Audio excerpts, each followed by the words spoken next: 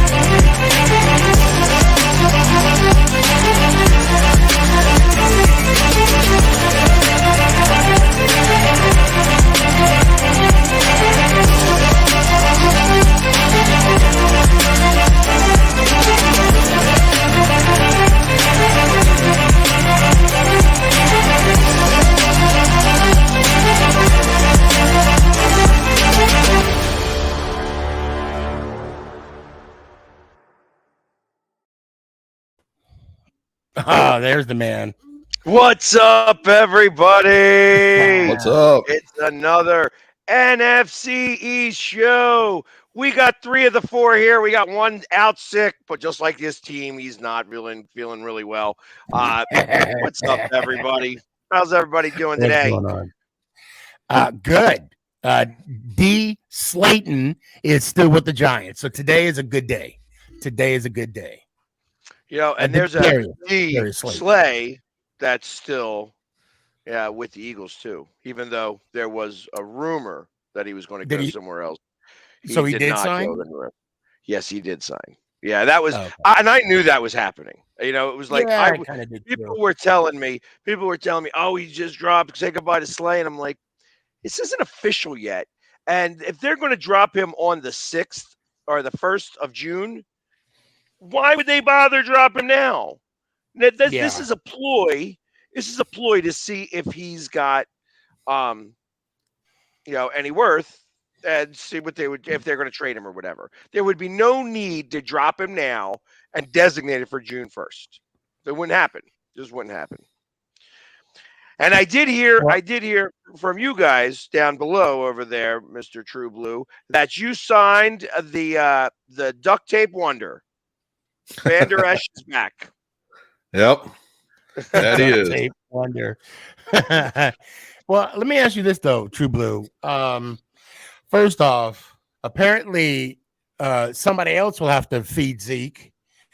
And that's for sure. And secondly, is will he be re-signed? I mean, do you think they'll bring him back, or they're legitimately parting ways? As it stands right now, I mean, it's a legitimate parting ways. I mean, there's still a chance, a very small chance, that it could be re-signed at a lower cost. That's why no restructuring took place. But I mean, it's part of the business. We all know that. But I just don't see it. I just don't see him coming back.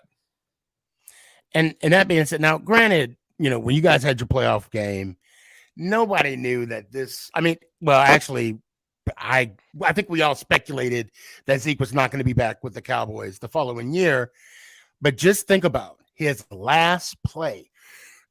His last play as a Cowboy was as a center and got smeared. The last play as a Dallas Cowboy. Oh, yeah. I mean, to me, that's just hilarious. Obviously, being that I'm a Giants fan and you know how my feelings towards the Dallas Cowboys. But it's just hilarious how that was his official last play. Yeah, and it's going to stick out in a lot of people's minds for, I mean, basically the rest of his career, even leading past that. I mean, that's the last play as a Dallas Cowboy. Yeah, I remember seeing it happen right there in front of me. And I was like, this isn't a way to go out, because I knew right then and there that was going to be his last time that he was going to be wearing that star on his helmet. You thought so? Oh, yeah. Huh. That's interesting, because I mean, I of course, I'm looking out for his best interest. He could definitely go sign for under two different, hey, running back or center, so, but I mean, I laugh at that. That kind of cracks me up. Yeah, it's just one of those things. I mean, had they moved on in the playoffs, I think the tell might have been different. I think had some stuff been done inside that game, as far as TDs and everything else is concerned, I think that also might have changed things. But the outcome that we had just said, you know what, we're going to have to part ways due to the money.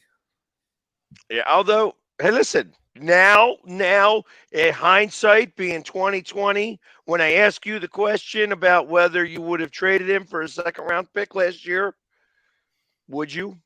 No, I still wouldn't have, because I mean, we got. I mean, his stats lived up to what we thought he was going to get. I mean, he is a great running back for the Dallas Cowboys, and his numbers show it.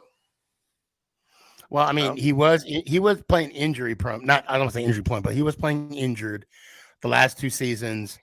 But in hindsight, he did win the rushing title twice.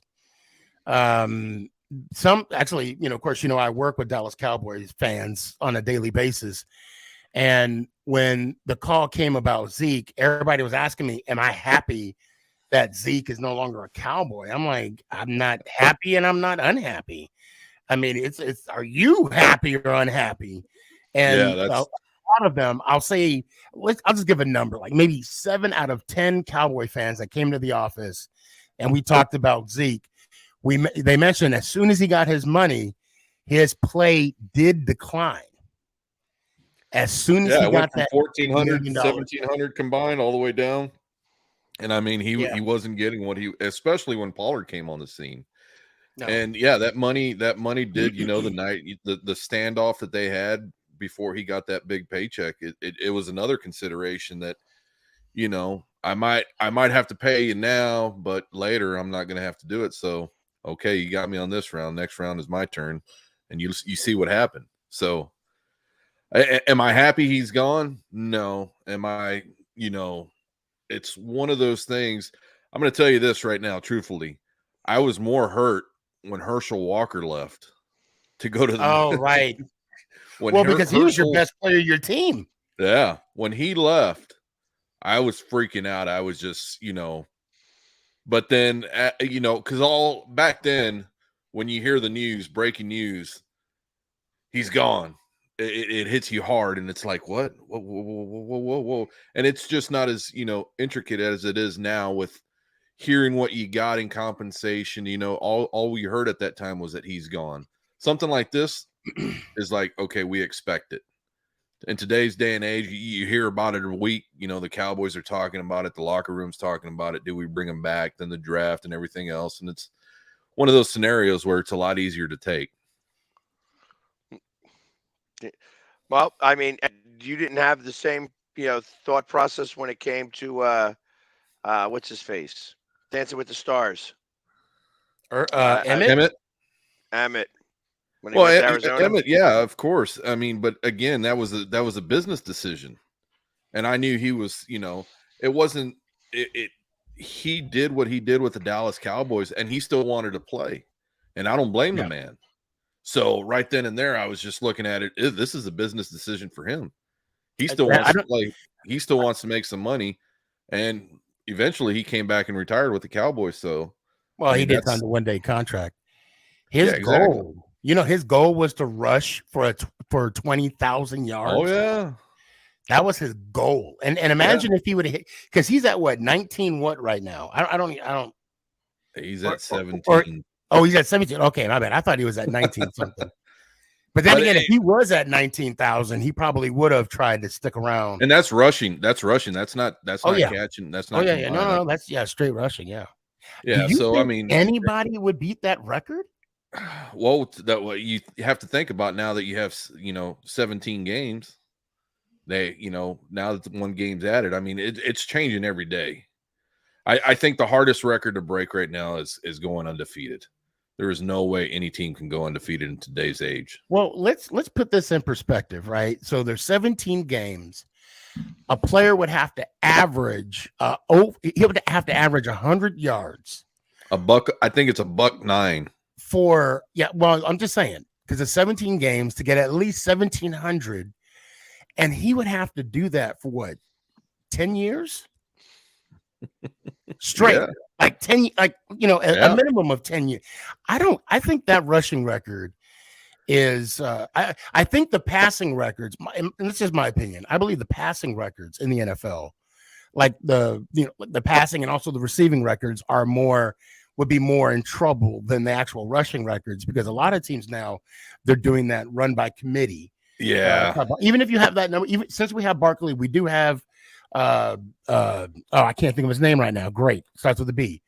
And brain fart. But even he comes in once in a while to replace Barkley. So it's that rushing record is going to be tough.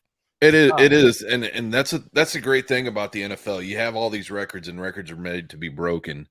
And with the passing, especially today's game, how you see, you're seeing 4,500, 5,000 yards a season for these quarterbacks. I mean, those are insane numbers. And you just think about the longevity of these. Yep.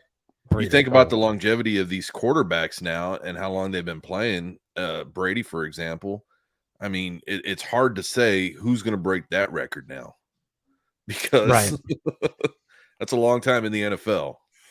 Yeah, Brady has over 600 touchdown passes. I mean, that's unheard of. I think the next plateau that will get hit is somebody throwing for 6,000 yards. Oh yeah, definitely. I can see it. Somebody will definitely do that. I mean, because you have quarterbacks now hitting 5,000 yards like it's nothing. Well, but it is something. Even right now at 6,000 yards, would be an average of 353 yards a game. You know what I mean? 5,000 yards. And that's realistic. Right. 5,000 yards is just under 300 yards a game. Yeah. So, and that's for 17 games. So I think that's going to be the next thing that actually goes. However, there is a turn back to running in the NFL right now. Right now, the NFL is turning back a little bit more to running the football, because as they should. Because the defenses are smaller now and faster, because the passing has been so prevalent. Yep. That's why when you have a big offensive line, it's because the other thing that I keep talking about a little bit, and I keep hearing about, is that they're not taking away that quarterback sneak. In the committee. Yep, they are. So that's actually sticking around. Okay. It's sticking around, and I knew it would, because it brings up way too many other issues for other plays. So, like I said, you cannot. Like I said, if you have a scrum that doesn't have to deal with right there, like right at the center, and you're on the outside line, you got to call that play dead right then and there. You're not going to be able to do that, and so it causes too many problems for an offense that are trying to get that extra little bit of yardage. Yeah, I think if they're going to allow that, if they're going to allow that, I think the only consideration I would have is, currently there's a rule you cannot pull once the scrum is started, or whatever we want to call it. You cannot pull on the player. I think it should be the same way on the backside. You're not able to push. Yeah, right. If you're in front, you cannot pull your own teammate forward to get the first down. So I think it should apply as well. If the quarterback's moving forward and a running back tries to come from behind and push him at the line of scrimmage like that, that's where the problem comes in, because then take it away from the quarterback.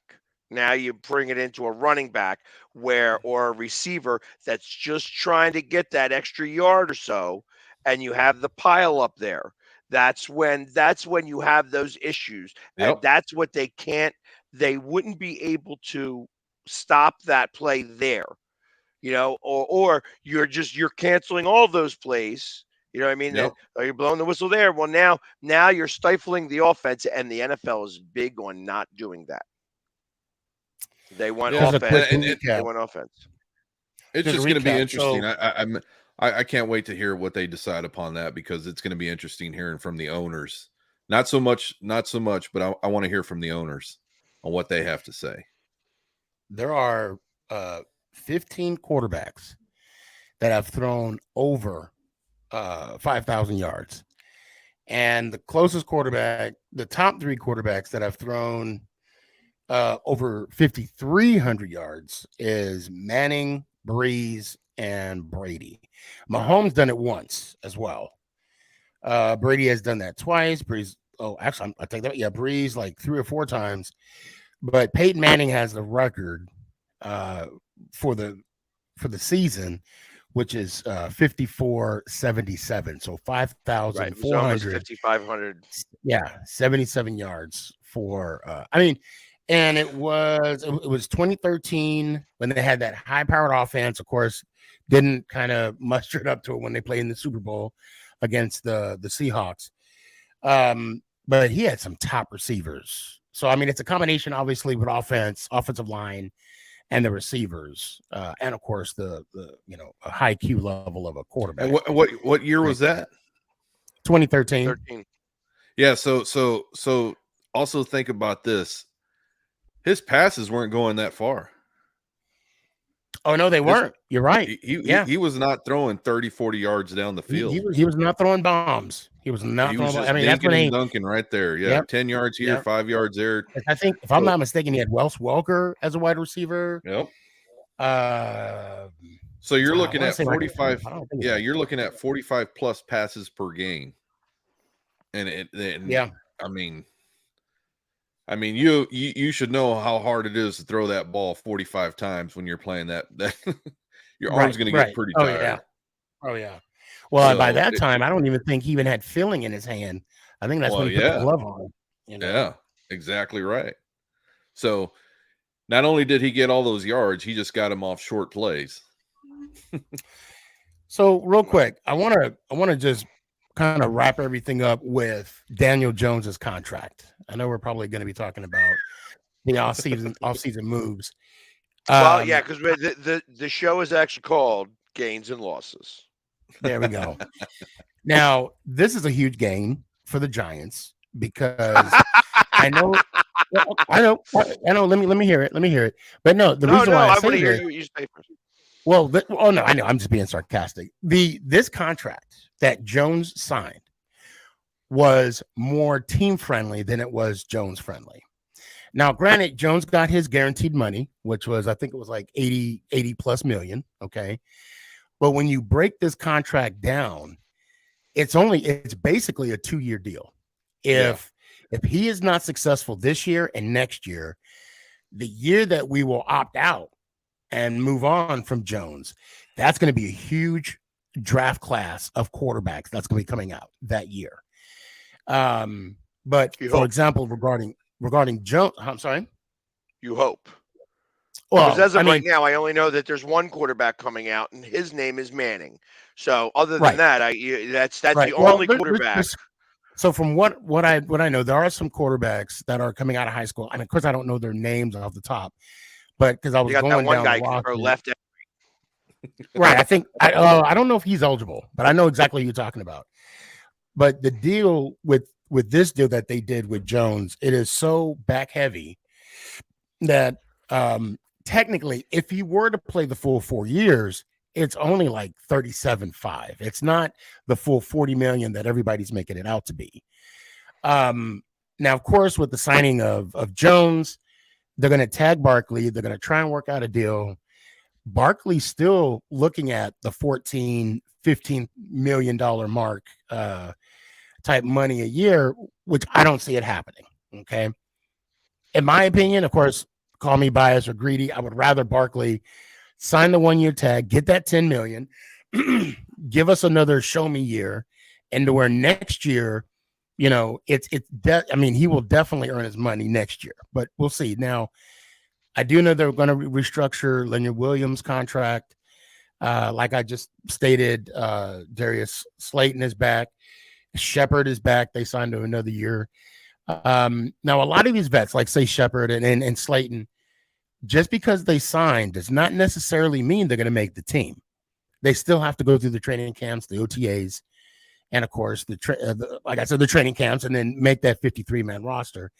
And I really hope Slayton and Shepard do make that roster. We did sign a wide receiver. I don't know if he's going to be a wide receiver number 1, but we got Jeff Smith from the Jets. We also picked up Paris Campbell, which I think is a good signing, but people are saying he may be the number 1. I don't know. I'm not too. I don't know. I mean, I know a little bit about Paris Campbell, but I just need like a D-Hop or a Higgins type receiver for Jones just to stretch the field. Now, I believe Slayton can do it. He did it last year, even against the Cowboys. He did it.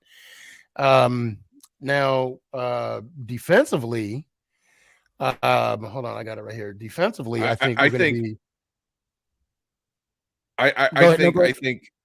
with a veteran receiver that you're looking at, trying to go to the Giants, from my personal take, I don't think you would have a veteran out there who would say, "Oh, Daniel Jones, I want to go get the ball from him," because of his running ability. A lot of receivers know that he's a running type of quarterback. He's not throwing the ball. What did he have? 22 passing touchdowns, something like that. Well, he had 15 last year. Yeah, he had 15, 5 picks, but he had 7 rushing touchdowns. I mean, exactly. I hear what you're saying, but the reason why he had those type of numbers, I think, is because he didn't have a number 1 wide receiver.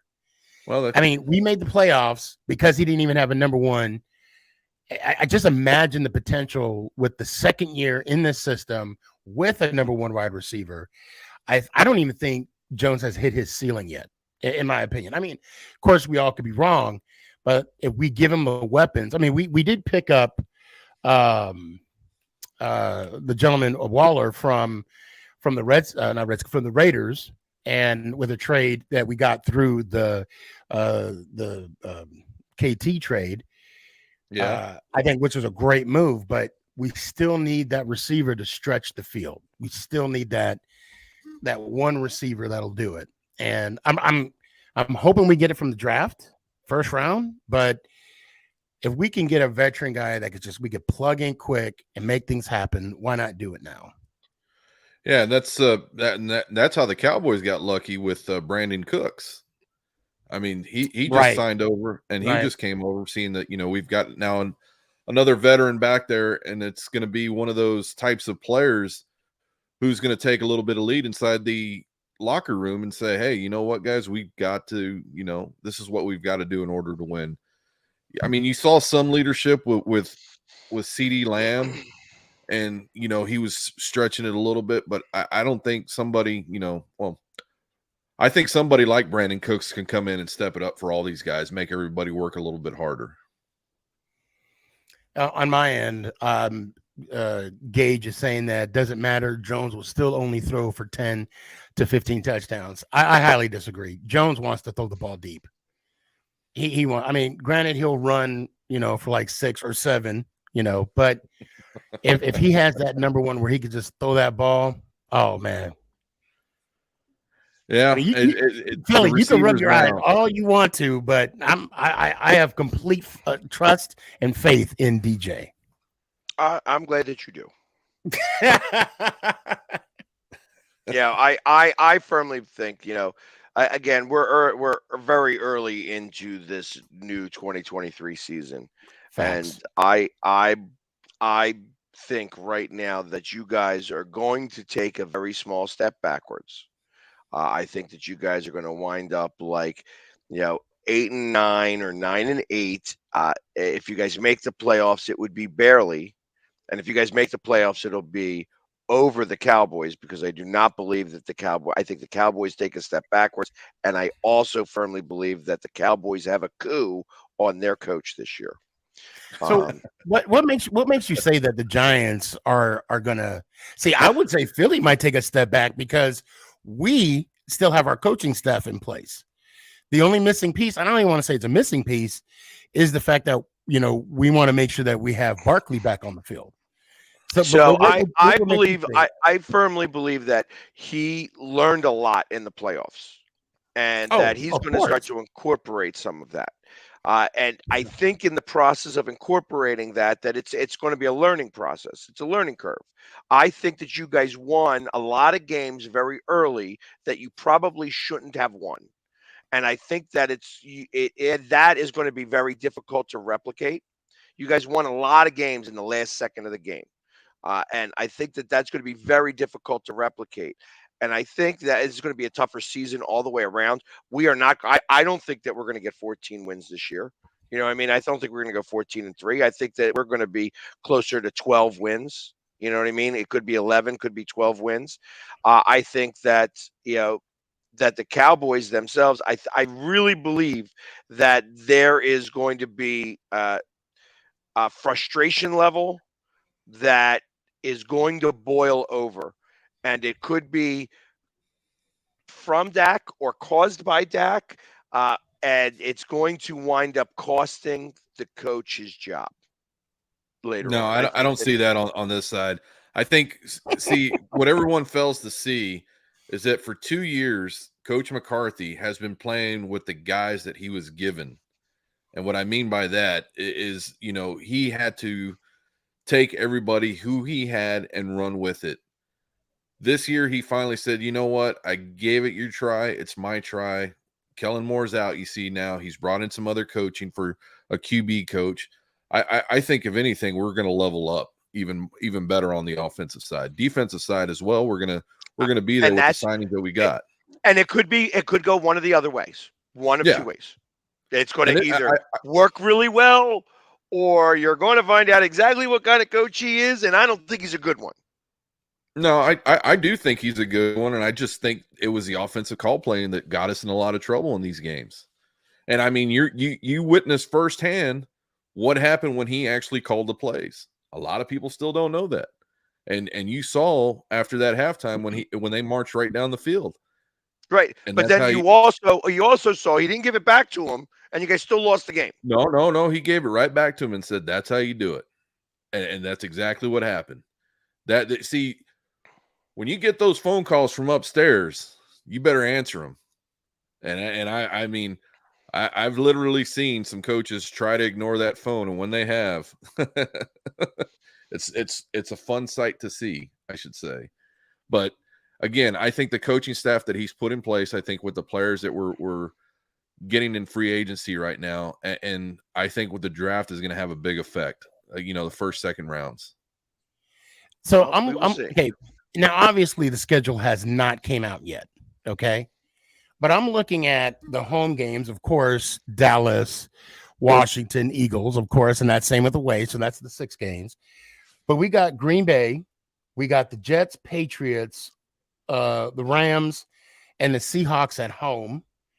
And then, of course, we have the Saints, Raiders, Cardinals, 49ers, Dolphins, and Buffalo. Go through it again. So okay. I'm going to go where you guys go at home in the division 2-1. Okay. I don't say that you sweep. I don't know. I won't say that. I won't say. Okay. That's fair. Okay. It's just 2-1. So now the home game. Okay.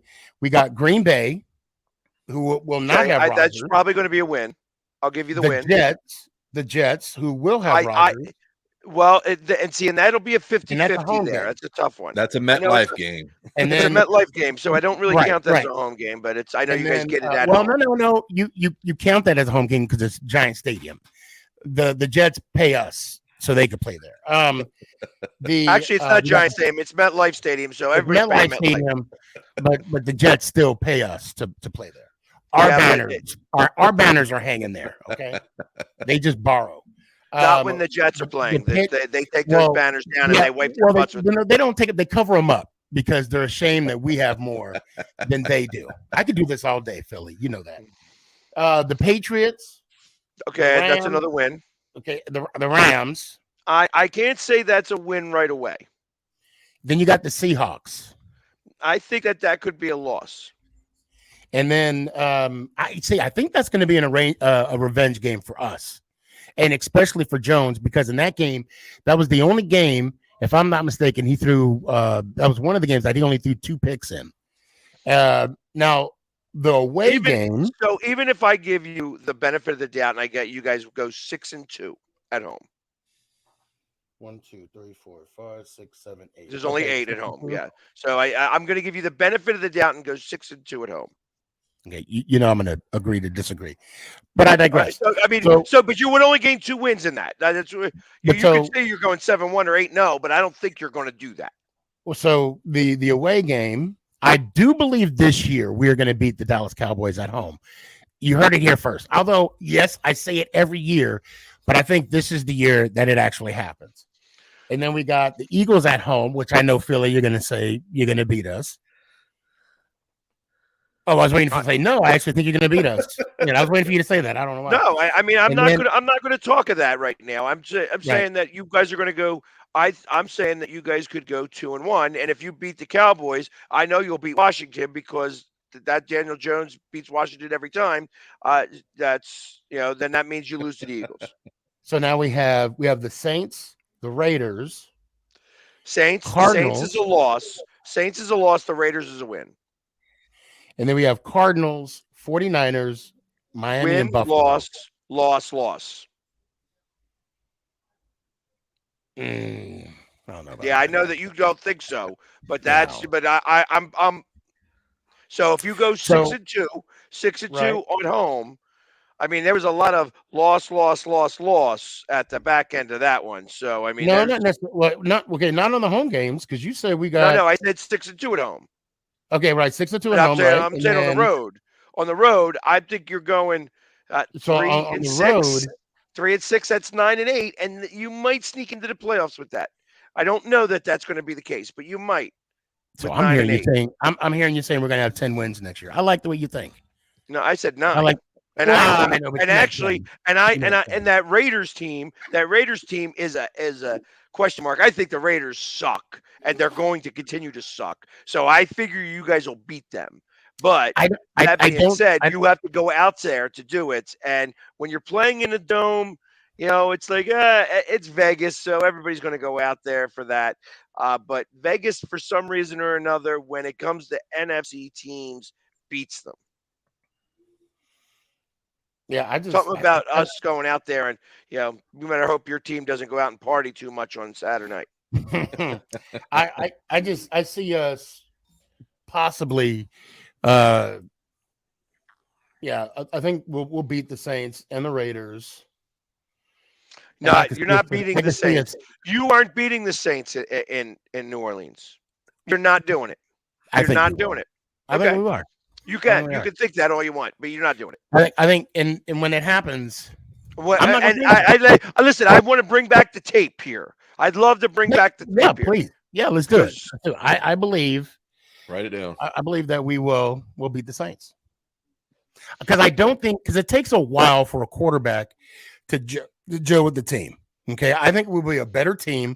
It's not the quarterback. It's not the quarterback that I even consider here. It's just that's a really difficult place to play. You can't hear. They actually have a passionate fan base. Are you forgetting what happened last time we were there? And that was with Coach Judge. That wasn't even with who we have now. We beat him in overtime. We beat him in overtime. Okay. Ooh, you got lucky. Wait, was it overtime? Did we play him? I think it wasn't. Yeah. When you got lucky. Touchdown. So you got lucky. No, don't go there. Don't go there. Come on now. That and still the box of tissues, and you still lost the NFC East. Yep. Don't go there. Okay. Don't talk about luck. Okay. Yeah, I'm not even going to look at wins and losses right now until the team's established. I mean, that's just how it has to be. Yeah, I mean, overall, this is all just talk. Yeah, this is all just talk. I mean, and that's why I say, like, I'm always very conservative. Like, I think that, just if looking at the schedule before the schedule even comes out, because I think that we're going to have to go to Germany, and Germany is going to be a weirdo situation.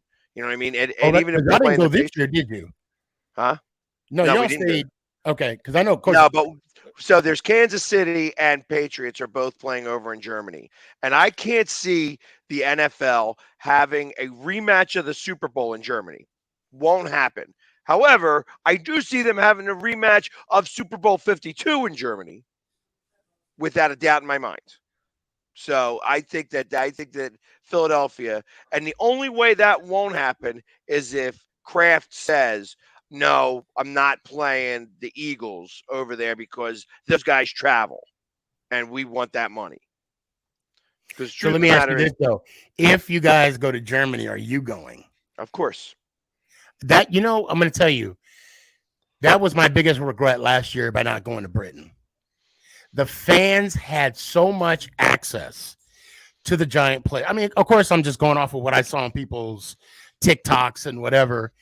And we talked as a family, we talked about going, but that would have completely wiped out our game day budget, and we would have went to no other games this year.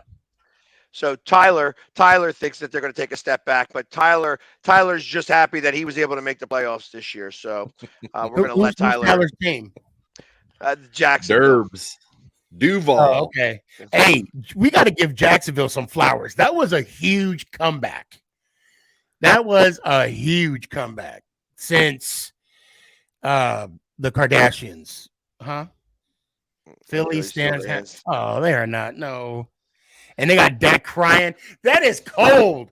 That is cold. Oh, my. True, you going to say anything to that? Anything? Nope, don't care. You're not going to say go to hell in like the nicest way possible? Don't care. That was cold. So I don't think it matters with the coaches. I mean, I guess we'll see what the defense looks like. Everybody thinks we lost a lot of players. Truth of the matter is we didn't lose a lot of players. You know what I mean? Hargrave got paid a lot of money, and we're going to wind up getting a 3rd round pick for it. So it worked out really well. Our offensive line guy that we lost, Sayamalu, you know what I mean? Okay, Sayamalu, went with Pittsburgh. I've been saying for years he was the weakest link on our offensive line, and our offensive line was pretty good. He's going to wind up being the best player on that offensive line over there in Pittsburgh because their offensive line stinks. What about your OC? And didn't y'all lose the DC as well? Yeah, yep. And the OC. So the defensive coordinator, I couldn't get him out of here fast enough. He was kind of like you're Kellen. You got to get him going. I tell you, the guy doesn't know how to spell blitz. And I think that's a problem sometimes. I think you have to be able to evolve a little bit, and he wasn't able to. He wasn't able to evolve. He had a good system, and you saw how well that system could be coached against when it came down to it in the Super Bowl. Yeah. And that was a big deal. So, and I, okay, the system works for most of the time when you're not playing Andy Reid in the Super Bowl. Okay, I can get with that because you need the players to be able to do it. Still, you still need the players to be able to do it. So, yeah, it's the coaching makes all the difference, especially at the coordinator position. If the guys, I agree. If the guys aren't flying with it, the players are just like they're going to stand down, and you can see it in the play. And that was one of the biggest things that I had to see on the sidelines is. The Cowboys regressing because the coaching was just so bad. When you have 4 guys run the same route to the same yardage, it's just so disgusting. Well, not only that, it's when you guys had the defensive coordinator prior to Nolan. I mean, guys had no idea what they were doing defensively, and it showed. No. It showed on the field. No. But I will say this. I will say this, Philly, and I will stand corrected. Although I still hate. What's his name? That your coach filling Peterson. Himself. Anyway, not Peterson. Derby. That's Tyler's. Not Peterson. Nick Sirianni. Yeah, Sirianni. When he came in and he had that press conference and had made no sense whatsoever, in my mind, I'm thinking if he can't even communicate with the media, how's he supposed to communicate on the field? But then, of course, you guys have a team, you guys make the playoffs, you guys win the NFC. So I got to say, maybe he does know how to coach a little bit, or his coaching style was just let the guys be the guys and let them play. Maybe that, I don't know. But overall, coaching is huge because, like True said, players have to buy on what the coach is selling, or they're just there to collect a check, basically. Right. I agree. And that's one of the hardest things. That's one of the hardest things I see as the coaching, because you have to realize the coaching is starting to get younger and younger and younger. I mean, in the respect, like the Miami Dolphins, their head coach, how young he is. When the Rams got Sean McVay, how young he was, and they bought into the system, and he was doing exactly what the Phillies coach is doing, mixing and dancing it up with them and the whole 9 yards. So that's another thing too that these players are starting to realize. Do we want an older coach, or do we want a younger coach that we can get along with? And those are the two. I think that this is part of the shift of we're going to go younger, and then it's going to turn back around. The pendulum always swings. So the pendulum now is swinging younger in that regards, and that's where you're going to start seeing these older coordinators start to be able to really outcoach these guys, and then those coordinators are going to wind up getting bigger. I don't know, but that Miami head coach, I call him the mad scientist, because he put together. I mean, if you watch his story and see how he kind of grew into this position, I'm going to say it, he's like a young Belichick. There was a situation, I can't remember what wide receiver it was, where he was that coach told the player, the wide receiver, like, pretend you're dribbling a ball, and when you want to cut off, or if you want to break a route with the corner, just pretend you're doing like a crossover. So he adapted a scheme from basketball and put it on the field. And when you look at it, when you saw how that was put together, it was genius. So I really believe some of these young coaches, they got it.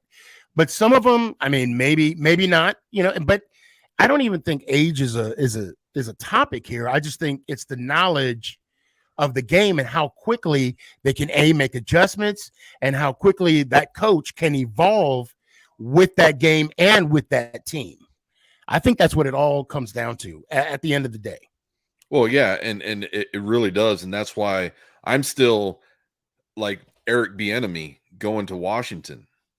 He's a great coordinator. What is setting him apart from not becoming a head coach? And I mean, that's one of the things he's at. You mean other than what happened in Colorado? What do you mean? That can't be anything. I think he's stepped away from that.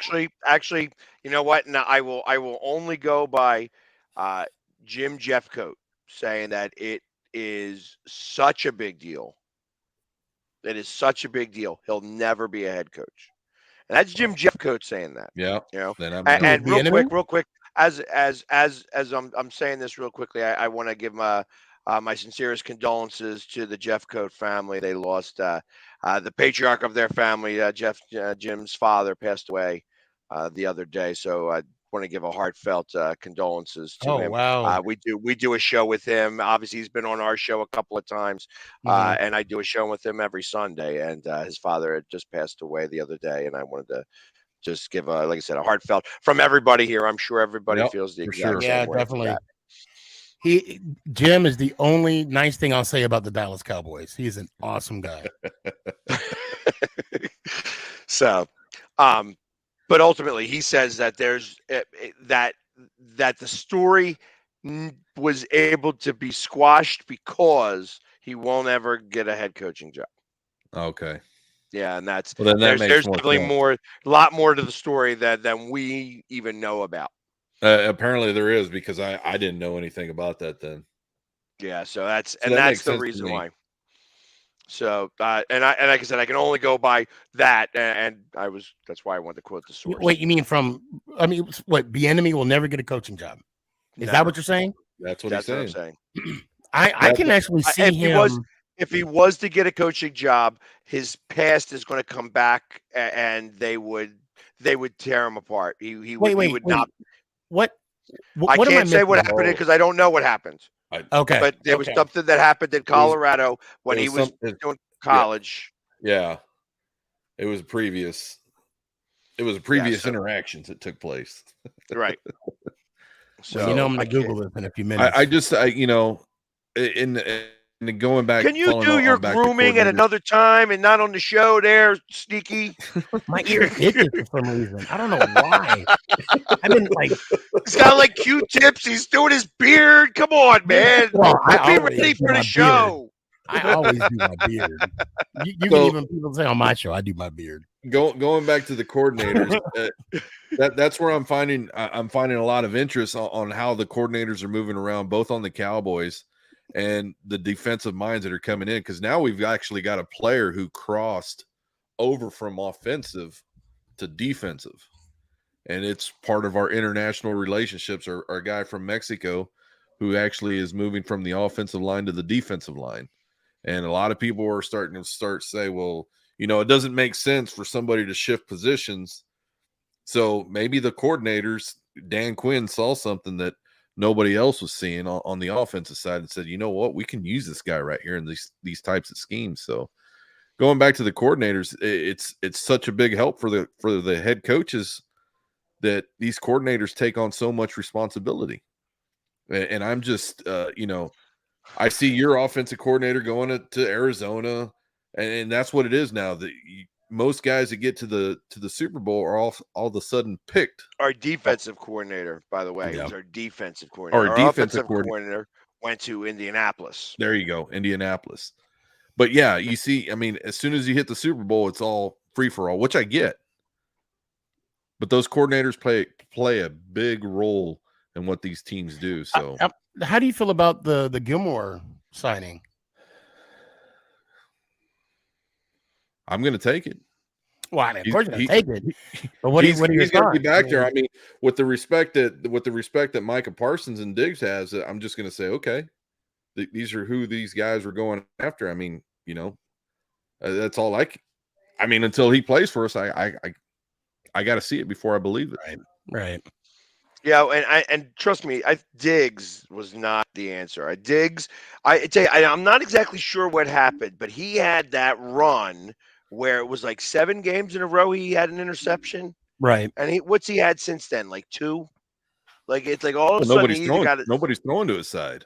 That's not true. That is absolutely not true. That's no. I'm not saying they're not throwing. I'm saying they're not throwing as much. That's not true either, because he got torched a few times. Yeah. So I'm not saying. I think what happens now, offenses are actually scheming against him because his rookie year, he got 7 interceptions, but I mean, he gave up thousands of yards. Matter of fact, Tony. I mean, of course, before we traded him, I mean, he almost racked up 200 yards on him himself, and it's the scheme that's hurting him. Because if you see the double move that granted, Tony's not on our squad and he got a Super Bowl ring with the Chiefs, but when he played against him, I mean, it was a double move and that was it. Diggs was lost. That's where the veteran comes in and tries to help out. I mean, that's all you can ask for. Right. That's all you can ask for. Somebody to step in and say, hey, maybe you want to look at it from this angle. And that, I mean, it's okay. Everybody has to be on their island once in a while, but I can still see him out there by himself. He's doing what he's supposed to be doing. Hold on a second. Someone's saying correction. That wasn't that what on my side. Someone's saying that wasn't Diggs' rookie year, Sneaky. When he played against Tony, that was his rookie year. I don't know what you're talking about. Sorry. Go ahead, guys. Because I was at the game. I was there.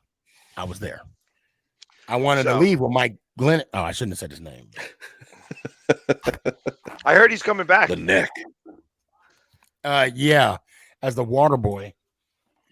My mama said. My mama said. My mama said. That's a job. So, and I tell you, the one thing I have to say about, there was a lot of chatter yesterday about C.J. Garner-Johnson and him going to the Lions. And first off, I want to say I wish him well with the Lions. I think that the Lions were going to win. I've been saying that since the beginning of last season that I didn't think that they were going to win the North. I thought they might have made it to the playoffs, but they are going to win the North this coming season. I don't see anybody getting in their way. And he's going to do really well because they ain't got no defensive backfield at all. So he's going to really shine over there. And him playing for his contract, I hope he gets the 17 million that he thinks he's going to get or that his agent thinks he's going to get. But he ain't getting it. He ain't going to get it because they don't pay safeties right now. You're not a cornerback, you're a safety. And that's the problem right now. But that all being said, I thought that, okay, as long as the longer it lasts, the more likely he'll be back. But from what I understand, the Eagles wanted to, got out of the bidding early. And then, of course, the agent said, well, he was only going to get so much guaranteed money or not even, he didn't even mention the guaranteed money. He just mentioned how much money he was going to get and that it was going to be like 17 million in the third year. Well, whatever, what have you. My thought is that this guy wasn't Brian Dawkins. You know what I mean? When he got hurt, Blankenship came in and he had 6 interceptions in 12 games, C.J. Garner-Johnson, which is nice. I appreciate that. But when Blankenship came in, he had 2 interceptions in 3 games.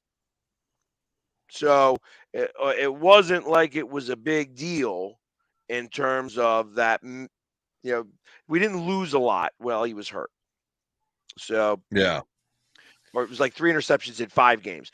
So there was a lot. There wasn't much lost when C.J. Garner-Johnson was out. He's a good player. Would have been great, but truth of the matter is that he wasn't not 42nd in coverage. I mean, whoever put that out there was just straight out wrong. He was the 5th rated safety or the 4th rated safety. And I know, Ken, that you're an Eagles fan. So I understand why you're putting that out there. He was the 4th rated safety. He was the 4th best safety in the league last year. So, and I get it. You know what I mean? He did well here. And, I hope he gets his money at some other point, but it just ain't going to be with the Eagles. And I'm all right with that. I didn't think it was going to be a big deal if he left. And everybody got all, was all very astir yesterday in Philadelphia. So what's the deal? Help me out here. What's the deal with A.J. Brown? I thought you guys already signed him to like a big deal. No, what happened with A.J. Brown is that we picked up his 2027 option. And by doing that, we saved like $15 million in cap space. We did it with him. And then we also did it with who else was it that we wound up getting the picking up right, their but I mean, option. so do you have them but you have them for like 3 or 4 years, 5 right? to or like 5 more years, or 4 more years. AJ but Brown, by 5 more picking years. up the option, we wound up that and what's his face? Hassan Reddick. So by picking up both of their options, it defers all that money. It guarantees their money, but it defers all that money to the end. So we save $15 million, I think almost per person this year by picking up their option now. So, because the only reason why I bring that up, they're talking about Hurts getting a contract next year and how the AJ Brown contract may interfere with that. And I didn't, of course, I'm at work. I'm only hearing what I'm hearing. And yeah, I don't think so. I mean, they're going to have to get some type of creative anyways, because they are still reeling a little bit from the dead cap space, and they are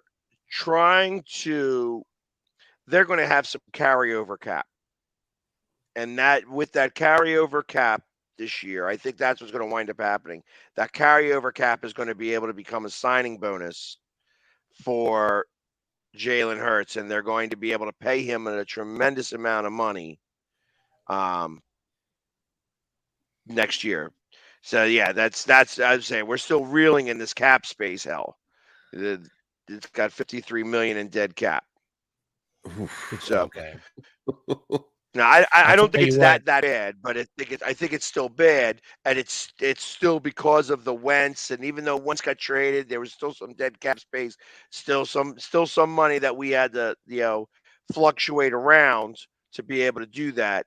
And once that all comes off, they're going to actually be able to carry over some money, and that's how they're going to do it. Howie's the one thing that I could say about Howie is when it comes to being the general manager, he knows how to manipulate the numbers for everybody. I think I say the same thing about Shane. You have to, because it's like you take all these small puzzle pieces, and the only way you're going to make it fit is to somehow, you're going to have your big puzzle pieces with the big contract, and you have the little itty bitty ones with the the minimum or just with signing bonuses. And I think I got to give Shane a bunch of props, because last year we were in cap hell and we only had 6 picks. This year, of course, we traded for Darren Waller, got rid of one of our picks, but we still have 10 picks right now. Plus, we still have some cap space to make any kind of moves we need to make. So I totally agree with you. Are you excited about Waller? I really like his story. I really appreciate, and I was a fan of him while he was with the Raiders, because his whole story was unique. I always love, the rebound type story, and the fact now that he got married, I think it sucks that he got married to a player that plays on the Vegas, WNBA team, and then the next weekend he gets traded to New York. So I think. Oh, yeah, the next day. I'm sorry. The next day he gets traded to New York. I think McDaniels did him dirty, but then again, he did everybody basically dirty on the Raiders. I mean, look how he did Carr. He wasn't invited to the wedding, so that could have been part of it. Right. So he's going to be all butthurt and trade. I want to tell you right now, and I'm going to say this, and I don't care if Raiders fans hear me say this. If I was a fan of the Raiders right now, I actually had a friend of mine said that he's going to root for the Bears rather than the Raiders until McDaniels leaves. He has done. They should probably do that until Davis sells the team. He ain't going to sell the team, and he ain't his father. The Raiders suck right now. They are a horrible franchise, and they're going to continue to be a horrible franchise. He's too busy with his nose probably up at the Bunny Ranch, Bunny Ranch girls' dances. You know what I mean? Doing his thing up there, you know what I mean? So it's like I think that he's got no clue, and because he's a Davis, he thinks it makes it so much easier. Hey, listen, you ain't your old man, you suck ass. You suck ass. And now your team sucks ass. And you're gonna be the bottom dweller of the AFC West for a long time. Eat it, Raiders fans. Unfortunately, I feel bad for them. I feel bad for them. I do. If I had one thing to say, I'm sorry, Drew. If I had one thing to say to Davis, to the owner of the Raiders, get a new barber, please. It's painful when I see you. It is the thing. It's right. It is the Raiders fans who are suffering, and I have several friends who are Raiders fans, and moving that team to Vegas was one of the biggest mistakes. You took the fandom away from their team. So, I mean, you get what you deserve. I know it was a money move. I know it was a thing to get out of California, but you should have went somewhere where the fans could have kept supporting you. Because I know a lot of the guys are still going to wear their colors, but, it's hard to root for somebody who's not justifying, those prices. They could have probably moved across the bridge and went and where the 49ers played. You know what I mean? It was literally the stadiums you could see each other. So they could have went there because the 49ers are playing out in friggin' wherever they are. Santa Clara. I think it's Santa. Is it Santa Clara? San Jose. I think it's Santa Clara, actually. But but it's all crap. You know, I mean, they could have stayed there, but nope. He's a Davis. He wants what he wants, and you know what? You're gonna. That's what I say. It's unfortunate for Raiders fans. It's unfortunate for Raiders fans. That's what the problem is with that. So, unfortunately, I feel bad for them, but not for the team. That team sucks and is going to continue to suck. Yeah, that was the biggest FU to the fan base that any owner could have done. Biggest FU, like moving the whole team. I feel bad. And the gentleman that I'm thinking of right now, I told him I won't say his name. I told him what he said to me. This guy was the biggest Raiders fan I've ever known. He wore silver and black like the times that I've seen him, every single time, about as much as I wear Giants. And he was like, "I'm done with the team." I'm like, dude, that's like me saying I'm done with the Giants. I mean, it was my mind was blown. He's gonna go for the Bears now. Yep. I'm like, you know what? You got to do what you got to do, bro. Like, I really don't blame him at this time. Well, another hour is come and gone. Yes, sir. Exactly. We've gone a full hour, and it sounds so funny that we ended in the AFC West. But I had to, when we talk about the Raiders, I am just such a crap franchise right now. But anyways, we will see you guys all next week. Thank you guys for hanging with us. I really do appreciate it. And as always, let's go Giants. How about them Cowboys? Ow! And the NFC champions. Go Birds. The Commander. That's the pork rind.